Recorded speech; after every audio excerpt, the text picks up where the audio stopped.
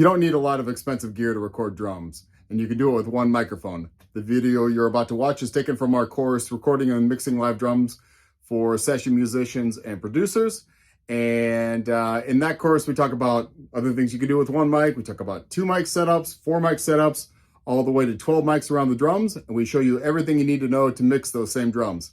So let's get started building a drum rig and recording and mixing those drums.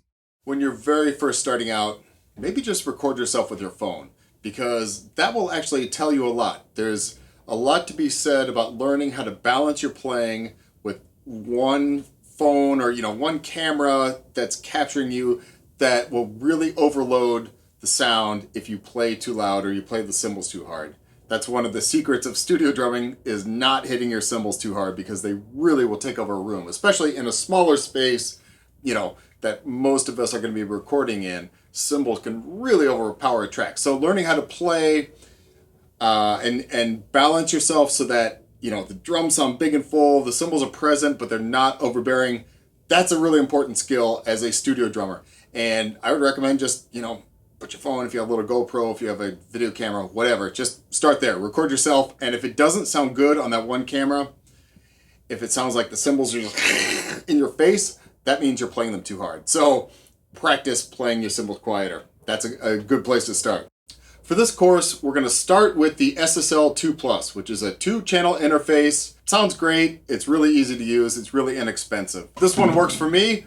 There were lots of other options, so don't think you have to get this one. Next up, you need a microphone. And if you only own one, I'm just going to suggest a Shure SM57. This is a classic mic that's been around for many decades.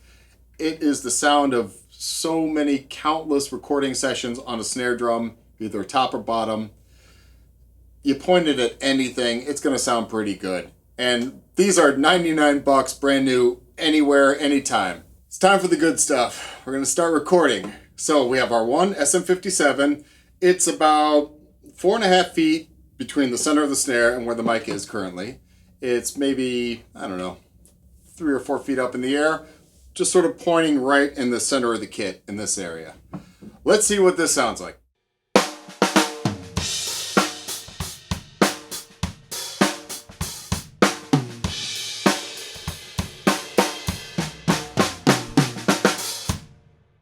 It sounded good. We've clearly recorded this set of drums with that microphone into the computer. Everything's at a nice level. It sounds good. It's clean and clear. Hopefully your interface was telling you what level to set it at so that you're not clipping, where you're not setting it, recording too hot and getting that distorted, nasty sound, which I'm going to demonstrate right now.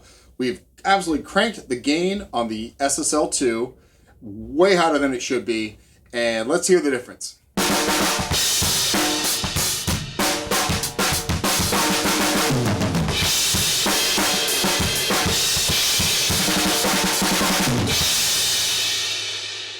One really important thing to know about microphones is the sound that they capture changes pretty dramatically the closer and further it gets away from the source, whatever the sound source is. So for our next test, what we're going to do is take this mic, which is about 4 feet from the center of the snare, and we're going to move it in by 1 foot increments until we get basically right here, about as close in as we're going to get to the kit. And let's see what that does to the sound.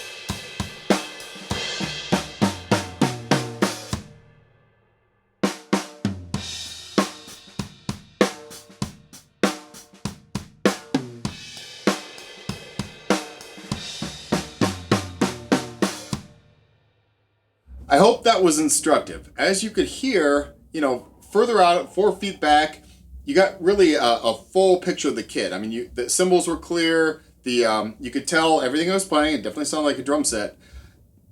The drums weren't very full. That you could hear the attack, but not a whole lot of the tone of the low end of the kit. And as you start, moving the mic in, like all of a sudden there's this more tone and body from the drums. And especially if you compare 4 feet out to 1 foot out, the cymbals really start going away as you get right inside the kit. And that brings up the pickup pattern of this particular microphone. Microphones pick up sound in different ways. There's what's called omni, which means they just pick up sound pretty much equally, 360 degrees all around. There's cardioid, which is what this microphone is, where it really mostly picks up just kind of what it sees in front of it, and it mostly minimizes the outside. We're going to take advantage of this cardioid pattern of the Shure SM57. I want to do one more take, and we're going to move the mic right as close into the center of the drum. And the goal for this position is we want to minimize these cymbals. So we're going to bring the mic right into the center of the kit and try to point it so that the back of the mic is basically pointing at the cymbals, because we want to get as little cymbal as possible. Let's hear what that sounds like.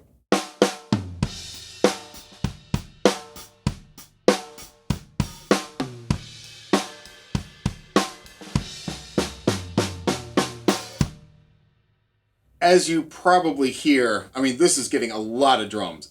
The cymbals they're there, but they're really, really diminished, and which is great actually for this particular position. Remember this position, I call it the kit center, where it's going to show up in some of the other miking configurations. But for now, if that's the only mic you have and the only position, this might be a little too close because you're not getting any ride cymbal. You're barely getting any, and the crash cymbals are barely there. But if you're doing something, for example, that's just kick, snare, hat, say an old school breakbeat, this is a really good position for that kind of mic. And we'll demonstrate that at the end of this segment. And Cooper will then show you how to mix that.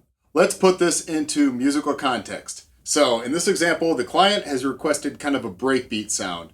A sample from an old R&B or jazz or soul record from the 60s or something, where they probably just recorded the drums with 1 or 2 mics anyhow. And so in this instance, because we want just kind of crunchy hip-hop vibes, I'm going to go with the kit center position, just because I want the drums as exciting as possible. The track itself doesn't actually call for any ride cymbal. I'm not going to touch the toms. I'm going to get rid of this rack tom so that it's not ringing. And I'm going to change the snare so that we have more of a, tighter, high-pitched snare drum sound. And the one mic we're going to use to track this and that the mix engineer is going to have to deal with is the SM57 in the kit center.